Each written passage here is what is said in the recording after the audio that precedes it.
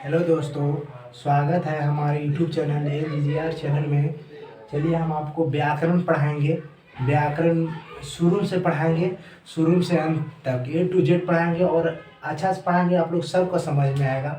आप खाली हमारे वीडियो में शुरू से अंत तक बने रहिए और सब पढ़ाएंगे तो सब टकरेगा। आपको भी पढ़ाएंगे यहाँ पे, आप खाली ध्यान से देखिए। ठीक, व्याकरण शुरू से अंत तक पढ़ाएंगे, खाली हमारे वीडियो के देखते रहिए। शुरू से पढ़ेंगे वर्ण। वर्ण किसे कहते हैं, वर्ण कितने प्रकार के होते हैं। यदि वर्ण खत्म हो जाए तो संज्ञा सर्वनाम सब आपको पढ़ाएंगे। और यहाँ पे बने रहिए हमारे वीडियो के साथ। पहले वर्ण किसे कहते हैं। वर्ण वर्ण उस मूलध्वनि को कहते हैं जिसका खंड या टुकड़ा नहीं किया जा सकता है, उसे वर्ण कहते हैं। वर्ण किसे कहते हैं, वर्ण उस मूलध्वनि को कहते हैं जिसका खंड या टुकड़ा नहीं किया जा सकता है। वर्ण उस मूलध्वनि को कहते हैं जिसका खंड या टुकड़ा नहीं किया जा सकता है, उसे क्या कहते हैं, वर्ण कहते हैं। उसे क्या कहते हैं, वर्ण कहते हैं। जैसे जैसे आ ई क ख ग घ अंग च छ ज प प कुछ भी जैसे आ है, इसको खंड टुकड़ा करो तो कोई सार्थक होगा, कोई अर्थ निकलेगा, कोई अर्थ ही नहीं निकलेगा। इसको क्या टुकड़ा कीजिएगा, ये खुद टुकड़ा पहले से ही किया हुआ है। तो ये भी टुकड़ा किया हुआ, ये भी टुकड़ा किया हुआ, इसको कोई खंड या टुकड़ा किया ही नहीं जा सकता है। उसे क्या कहेंगे, वर्ण कहते हैं। वर्ण किसे कहते हैं, फिर से एक बार, वर्ण उस मूलध्वनि को कहते हैं जिसका खंड या टुकड़ा नहीं किया जा सकता है, उसे वर्ण कहते हैं। वर्ण मुख्यतः दो प्रकार के होते हैं। वर्ण कितने प्रकार के होते हैं, दो प्रकार के। कौन कौन होते हैं वर्ण के प्रकार, वर्ण मुख्यतः दो प्रकार के होते हैं। पहला स्वर्ण वर्ण और दूसरा व्यंजन वर्ण। पहला स्वर्ण वर्ण और व्यंजन वर्ण। इतना कंप्लीट हो गया। अब चलते हैं आपको स्वर्ण वर्ण में, तब मिटा देते हैं।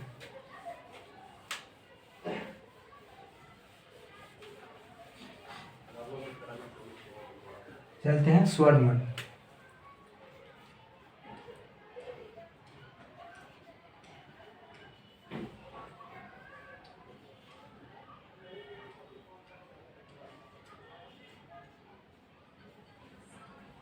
स्वर्ण वर्ण किसे कहते हैं,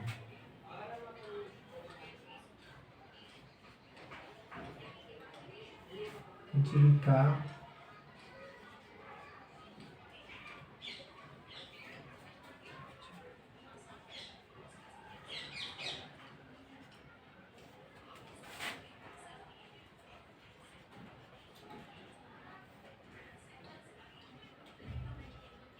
कहता है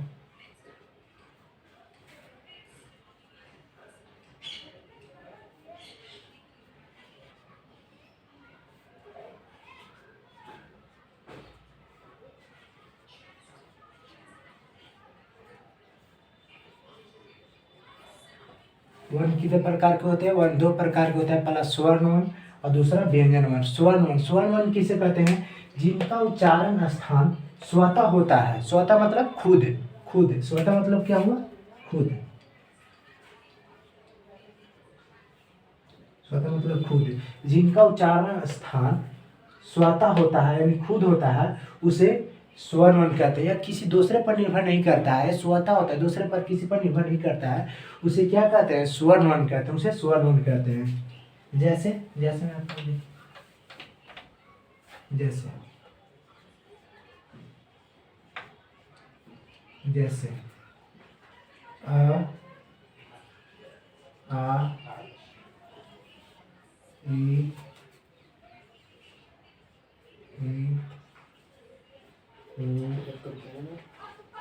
ऊ री ए आई ओ औ। जिनका उच्चारण स्थान स्वतः होता है उसे स्वर्ण वर्ण कहते हैं। जैसे अ आ ई उ री, ऋषि वाला री ए आई ओ औ। कितना हो गया, 1 2 3 4 5 6 7 8 9 10 11। यानी स्वर्ण वर्ण कितने होते हैं, 11। स्वर्ण वर्ण कितने होते हैं, याद रखना, स्वर्ण वर्ण 11 होते हैं। यदि आपको एग्जाम में पूछ देगा कि स्वर्ण वर्ण कितने होते हैं, 11। कितने होते हैं, 11। स्वर्ण वर्ण कितने होते हैं, 11 होते हैं। ठीक, ये आप याद रखना। ठीक है, हम आपको मिटाते हैं, मिटाते हैं।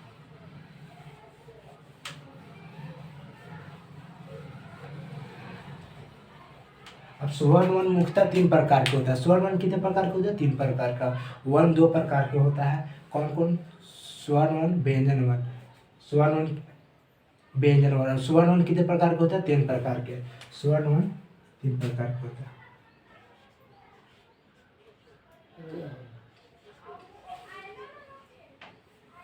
स्वर्ण वन 3 प्रकार के होता है।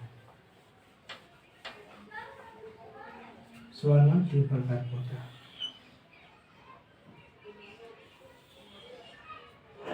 पहला ह्रस्व, दूसरा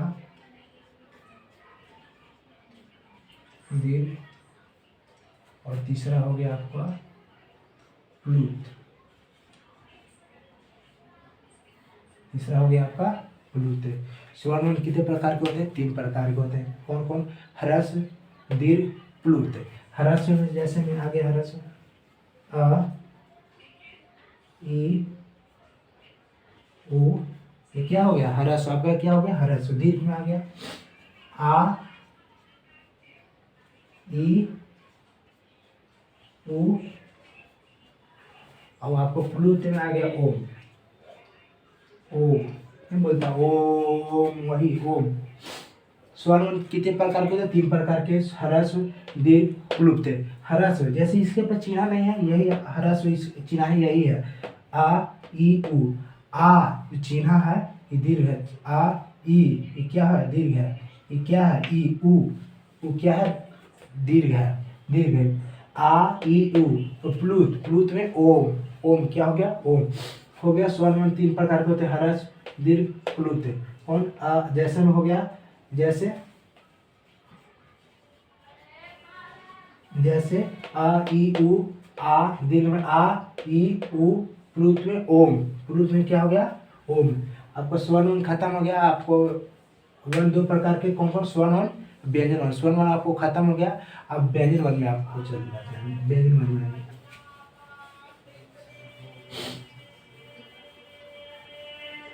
व्यंजन वन दूसरा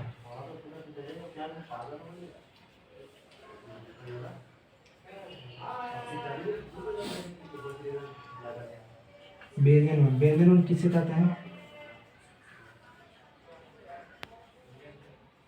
जिनका उच्चारण स्वर, वर्ण की सहायता से होता है,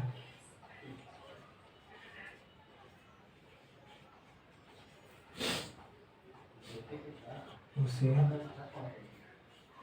व्यंजन वन कहते हैं। व्यंजन वन कहते हैं।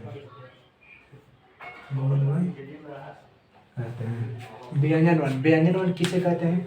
जिनका उच्चारण स्वर्ण वन की सहायता से होता है उसे व्यंजन वन कहते हैं। स्वर्ण वन क्या था? वो अपने पर निर्भर था, किसी दूसरे पर निर्भर नहीं था, वो स्वतः होता था। बट ये दूसरे पर निर्भर हो, किस पर? स्वर्ण वन पर। स्वर्ण वन पर निर्भर है। जिनका उच्चारण स्वर्ण वन की सहायता से होता है उसे व्यंजन वन कहते हैं, उसे दूसरा पर निर्भर होता है। जिसका उच्चारण स्थान स्वर्ण वन की सहायता से हो उसे व्यंजन वन कहते हैं। ठीक?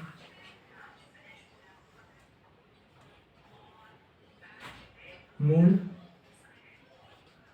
व्यंजन वर्णों की कुल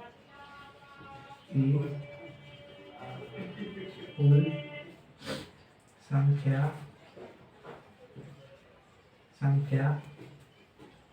33 होती है। 33 होती है। मूल व्यंजन वर्णों की कुल संख्या कितनी है? 33 होती है। मूल व्यंजन वर्णों की कुल संख्या 33 होती है। कौन कौन 33 होती है हम आपको बतलाएंगे। 33 कौन कौन सी होती है सर?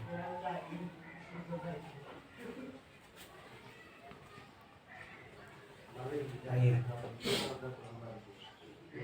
क, ख, ग, घ, अंग, च छ ज झ ञ ट ठ ड ढ ढ न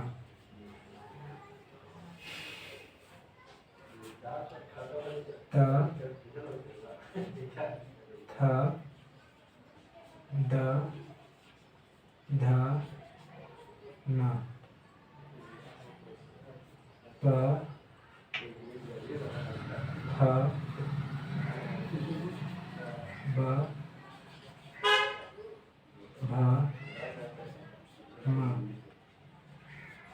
य र ला व तलाबिसा मधनिसा दंतिसा हाँ।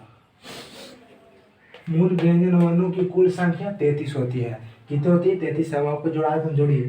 का 1 2 3 4 5 6 7 8 9 10 11 12 13 14 15 16 17 18 19 20 21 22 23 24 25 26 27 28 29 30 31 32 33 33 हो गया।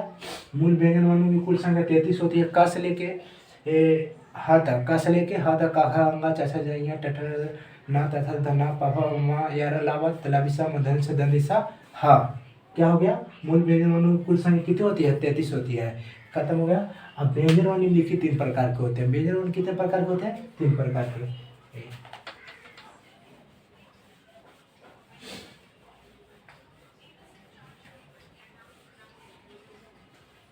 अब व्यंजन वर्ण कितने प्रकार के होते हैं? 3 प्रकार के।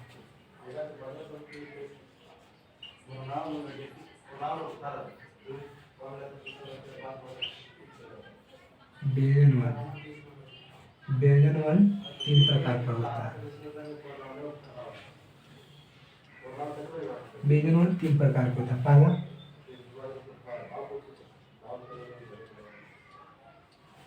पहला स्पर्श व्यंजन। स्पर्श व्यंजन। दूसरा हो गया आपका अंतस्थ व्यंजन। अंतस्थ व्यंजन। तीसरा हो गया ऊष्म व्यंजन। ऊष्म व्यंजन हो गया। व्यंजन वर्ण कितने प्रकार के होते हैं? व्यंजन वर्ण 3 प्रकार के होते हैं। पहला स्पर्श व्यंजन, दूसरा अंतस्थ व्यंजन और तीसरा ऊष्म व्यंजन। आपको स्पर्श व्यंजन किसे कहते हैं? स्पर्श व्यंजन किसे कहते हैं? स्पर्श व्यंजन किसे कहते हैं?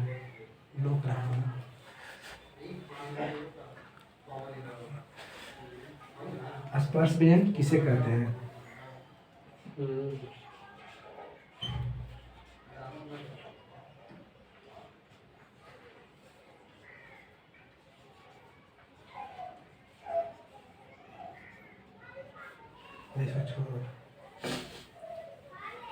व्यंजन वर्ण 3 प्रकार के होते हैं। कौन कौन? स्पर्श व्यंजन, अंतस्थ व्यंजन और ऊष्म व्यंजन। पहले स्पर्श व्यंजन किसे कहते हैं लिखते हैं। पहले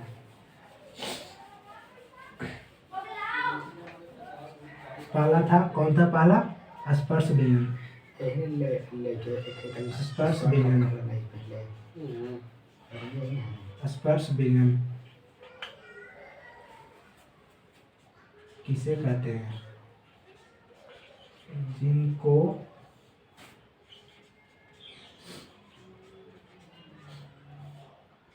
बोलने के लिए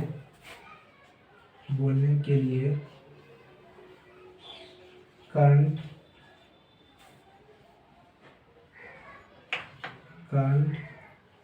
दंत,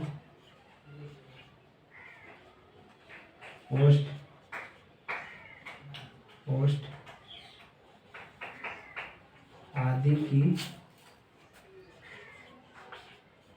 आवश्यकता होती है।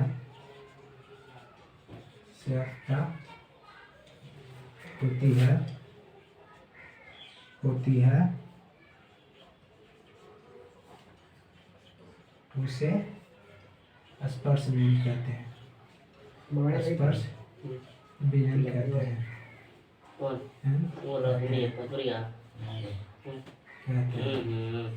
स्पर्श व्यंजन किसे कहते हैं? स्पर्श व्यंजन किसे कहते हैं? जिनको बोलने के लिए कंठ, दंत, ओष्ठ आदि की आवश्यकता पड़ती है या होती है, पड़ती है उसे स्पर्श व्यंजन कहते हैं। स्पर्श व्यंजन कहते हैं।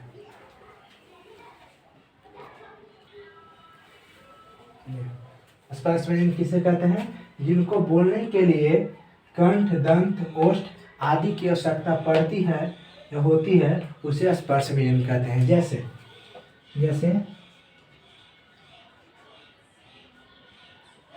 क से लेके म तक, क से लेके म तक,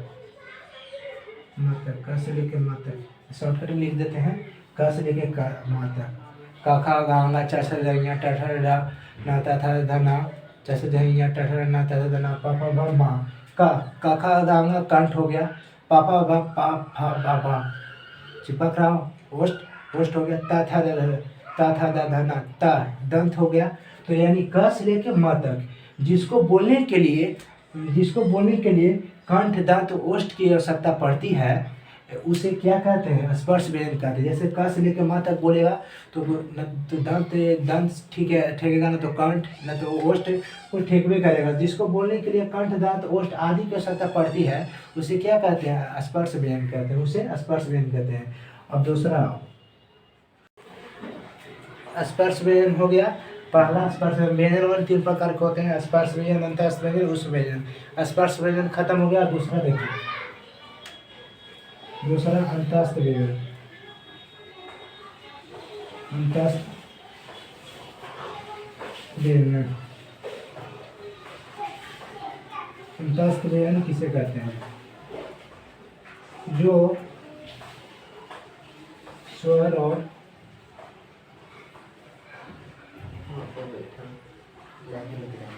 व्यंजन के बीच स्थित हो,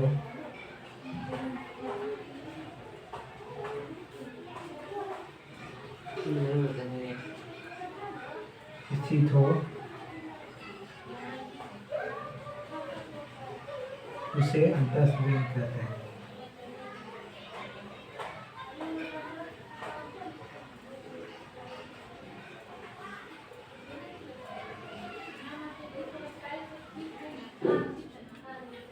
अंतस्थ व्यंजन किसे कहते हैं? जो स्वर और व्यंजन के बीच स्थित हो उसे अंतस्थ व्यंजन कहते हैं। अंतस्थ व्यंजन किसे कहते हैं? जो स्वर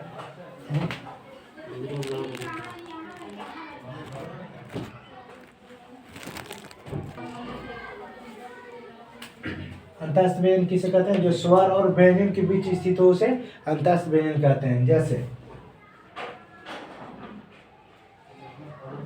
जैसे या, रा, ला, वा, या, रा, ला, वा 4 ही होता है। अंतस्थ व्यंजन कितने होते हैं? 4 होते हैं। स्पर्श, इसके पहले पहला स्पर्श व्यंजन पढ़ा थे क से म तक, वो 25 होते हैं। वो कितना होते हैं? 25 होते हैं। और अंतस्थ व्यंजन जो स्वर और व्यंजन के बीच स्थित हो उसे अंतस्थ व्यंजन कहते हैं। जैसे या, रा, ला, वा, ये 4 होते हैं। अंतस्थ व्यंजन कितने होते हैं? 4 होते हैं। स्पर्श व्यंजन 25 होते हैं, अंतस्थ व्यंजन 4 होते हैं। अब तीसरा बतलाते हैं आपको, उष्म व्यंजन। उष्म व्यंजन,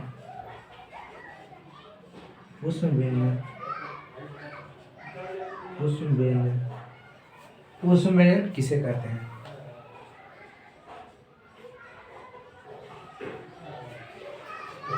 जिसको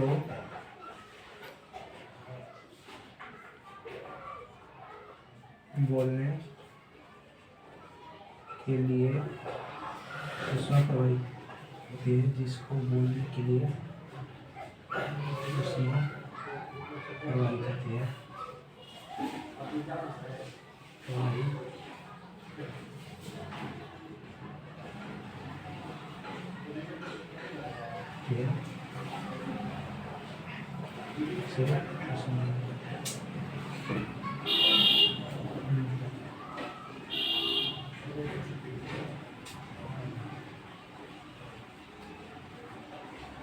उसे ऊष्मयन कहते हैं। ऊष्मयन किसे कहते हैं? जिसको बोलने के लिए ऊष्मा प्रवाहित होती है उसे ऊष्मयन कहते हैं। जैसे